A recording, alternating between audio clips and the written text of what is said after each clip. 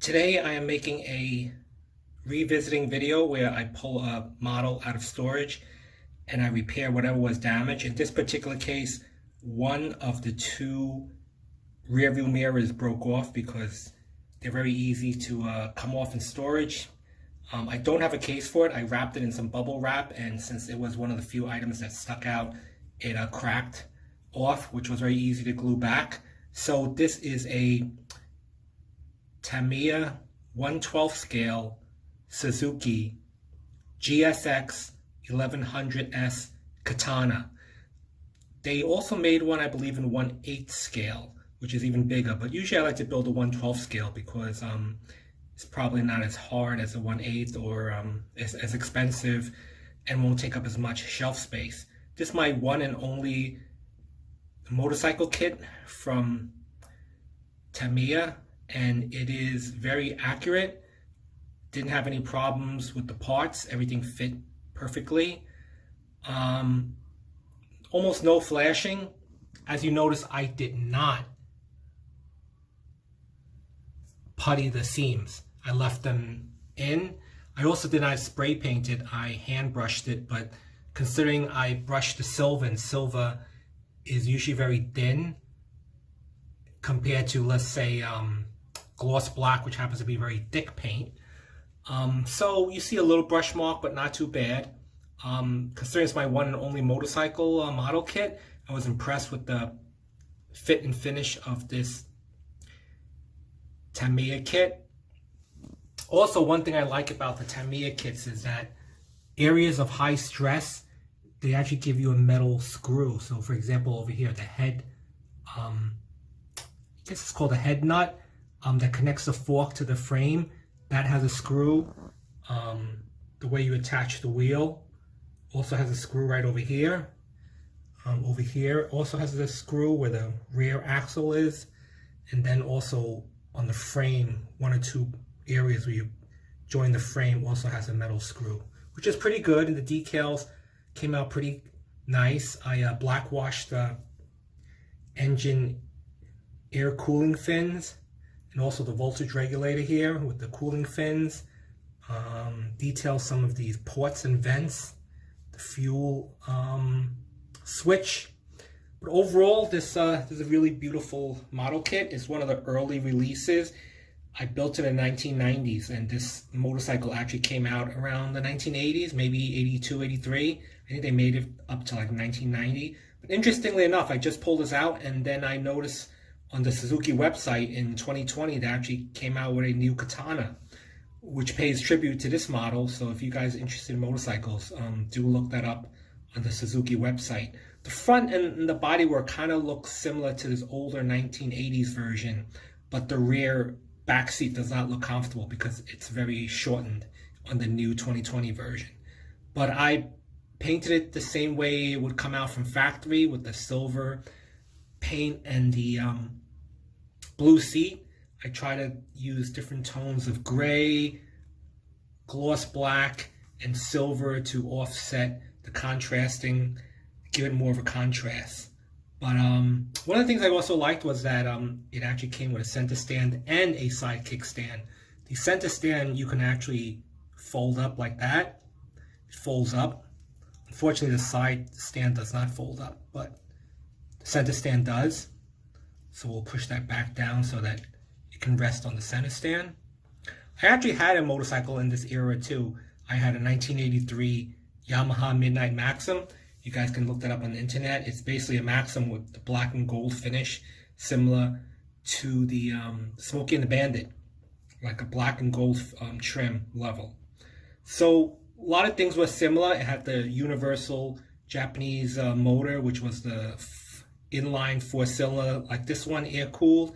It had the option of side stand and center stand, which I think a lot of motorcycles now don't come with a center stand. A lot of them only come with a side stand. But pretty much I'm impressed with the way this model came out. The wheels, of course, move. They spin. The disc rotors move with the front one. The disc rotors do not move on the rear one when you turn them, but that's minor. You notice the brake rotor does not turn with the rear wheel. But as far as the detail on the motorcycle, very impressed with it. Looks great. Turn signals, everything about it just came together so well. Gas cap, the decals, even the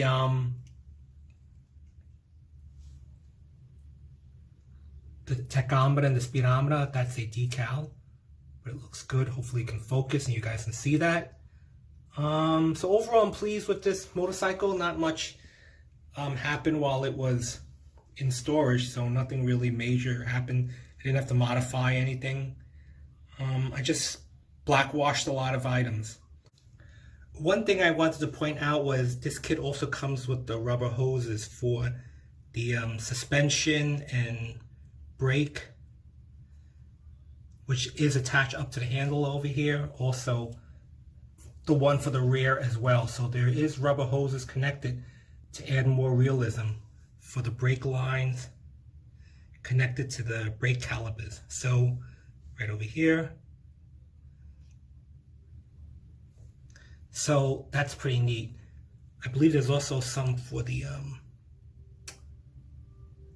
fuel lines. If you see right underneath the fuel tank, there's a black hose as well. So it also comes with the rubber hoses. And you see the rubber hoses on the handle here. It's connected to the brake lever. So that's pretty realistic. So just want to point that out. So I hope you guys enjoyed it. I think this motorcycle is still available through Tamiya. So it's one of the few motorcycles that's still available. It's also one of the most affordable ones. It's only like $12 or $14 compared to like $25 or $28 for some of the new motorcycle kits they make. The new sport bike. But actually I like these that are naked, that they don't have that much body work so you can see the engine. So I hope you guys enjoyed it. I'll include some stills at the end of this video. But also I wanted to show you guys what's coming up next. I will probably be starting some new model kits. So I'll show you what came in and what's ahead. So let me just pause the video so you can pull them out. So here are some 3 model kits that came in through the mail that I'll be starting soon. It's the Revell 125 scale Peterbilt 359. If you see my other videos, I've already built the Kenworth W900 Aerodyne, so I want to build a Peterbilt one as well. I kind of already have the paint scheme ready. I think I'm going to paint it a flat black, and the interior probably like in a red or gray black, and maybe the frame will be in like red or something. But anyway, look forward to building this kit. It's probably going to be easy like my other one, the Kenworth. I also have the Starskin Hutch. Box came a little crushed over here, but I think the inside is fine. But the Starskin Hutch, which I also want to build. I used to watch the series when it was on TV. And then of course a police vehicle, which I have never built one before, so this one should be good. I think this is also marketed as the Joker car. They also issued it as a Dukes of Hazzard, Roscoe, Coltrane Sheriff's car. So I think there's different versions of this available, but I'll probably build it as a CHP vehicle as well with the black and white paint scheme. So I'm looking forward to building this, and if that works well, I'll purchase another police vehicle like the Interceptor or the 1970 Ford Galaxy one. I'll try to get it with the NYPD decals. But anyway, so these 3 kits are up next, so stay tuned. Thanks a lot.